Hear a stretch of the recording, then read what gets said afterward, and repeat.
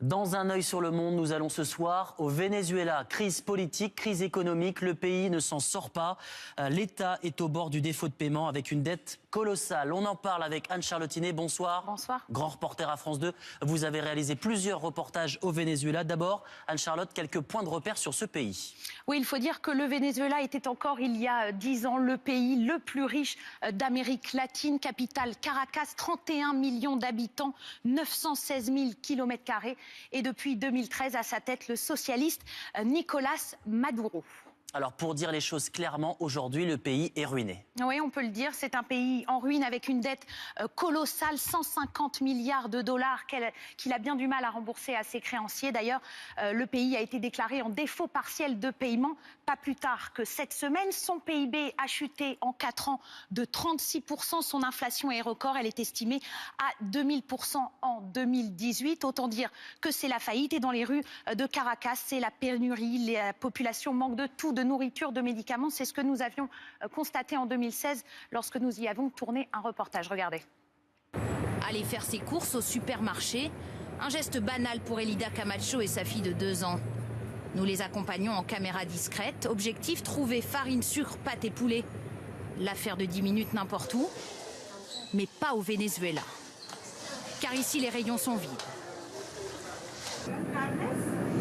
Là, il n'y a rien. Et quand ils sont pleins, regardez, un seul produit, une seule marque. De la sauce tomate, mais rien d'autre. Et elles sont où, les pâtes? Les pâtes, il n'y en a pas. Par contre, si tu veux, il y a du vinaigre. Pas de farine, pas de sucre, ou alors de substitution, à un prix exorbitant. 4 500 bolivars, la moitié du SMIC local. Anne-Charlotte, comment en est-on arrivé à cet effondrement économique ?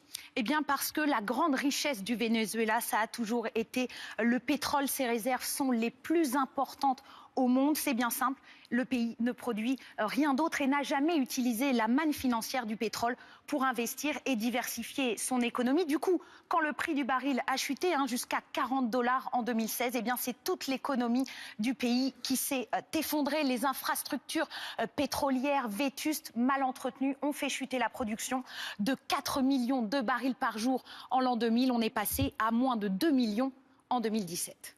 Et ce chaos économique se double d'une grave crise politique qui a fait des dizaines de morts. Oui, parce que Nicolás Maduro, le président, l'héritier désigné d'Hugo Chavez, a été confronté à cause de cette crise économique à un très fort mécontentement populaire et qu'il y a répondu par la force.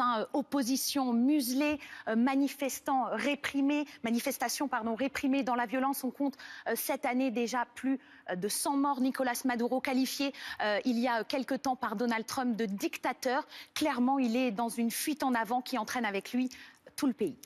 Merci beaucoup Anne-Charlotte pour cet éclairage sur le Venezuela dans Un œil sur le monde ce soir.